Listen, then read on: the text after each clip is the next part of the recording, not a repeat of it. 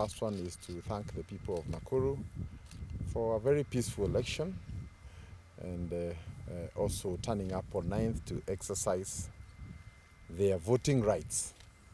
And allow me therefore to go to the issues. We have noted several aspects within the results that have been returned that we think constitute grave violation of the expected voting results in any place. And I think the first one we want to note is that we have seen an unnatural pattern of how people voted. We have cases where you have a voting center with 3 or 4 streams, and the 3 streams each vote exactly the same number. So 90, 90, 90, or 150, 150, 150. And given that some of these places were divided alphabetically, it is not possible that an exact same number of people would have agreed and distributed themselves equally into the different, streams. Therefore, that points to a very unnatural voting pattern that invites for further scrutiny.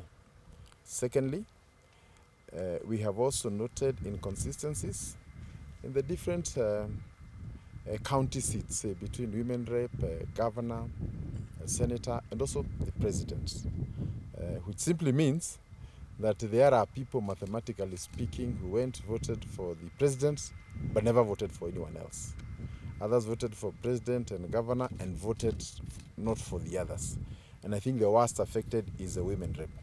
So the question would be, what happened to that voter after voting for the presidency?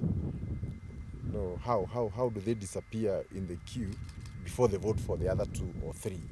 And I think that is a very serious issue that requires serious forensic before we can be able to unveil. But from the onset, it clearly points to some fraud along that area. Thirdly, we also have had massive or rampant instances where our agents were denied access to the polling stations, and they were told their letters were not stamped, and it took so much back and forth until most of them were allowed on or after 10 a.m. in the morning. And what happened before they were allowed in, we can only imagine. Then number 4, there is the issue of the voter turnout. There is a general understanding and knowledge that the voter turnout was generally low.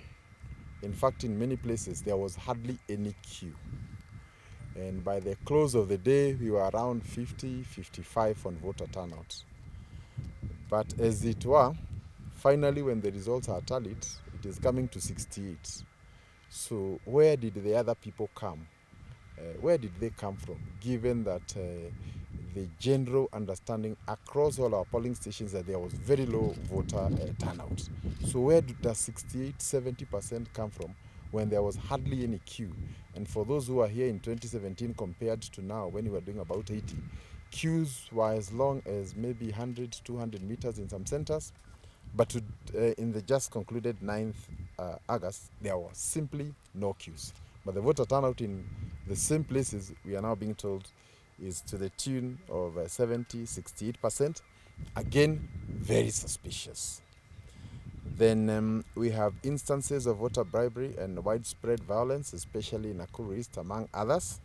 And this, in a way, affected voters coming to exercise their voting right.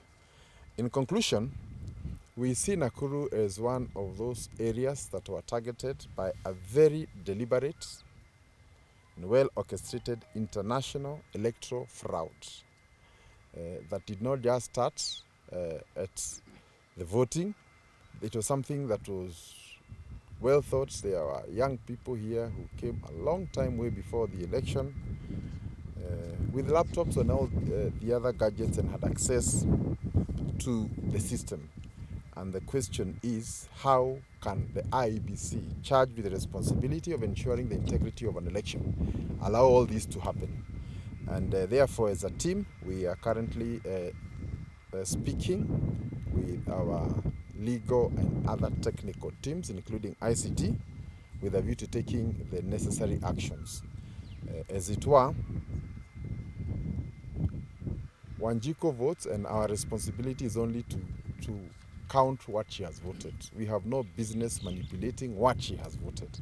And I think this will be the area of concern as we go to the coming days. And therefore, our conclusion is that the integrity of the process cannot be guaranteed, and therefore the outcomes likewise do not reflect what Wanjiku did. And this vote manipulation is a very serious challenge to our voting process, and I think also a serious threat even to our national security. If you allow this kind of fraudsters into the nation, then we don't know where we are going next. Allow me to end there, and one said we are consulting with our legal and other experts, so I think the rest will be determined from there. Yeah. Is that okay? But I think what you're saying in short is that the results do not reflect how people voted. After voting, there was manipulation, both electronic and otherwise, other forms of manipulation. And this is the subject of part of what we will be investigating now and in the coming days.